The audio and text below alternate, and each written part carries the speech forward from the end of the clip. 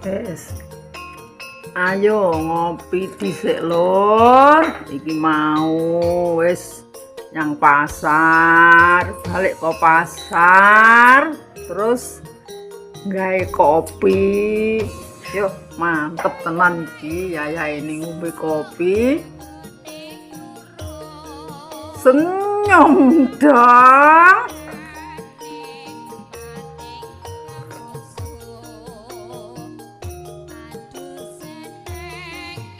Yo, lek nikmat. Sayange raneng kancane. Sakjane matuke ya pisang-pisang goreng, apa tempe goreng, apa telo goreng.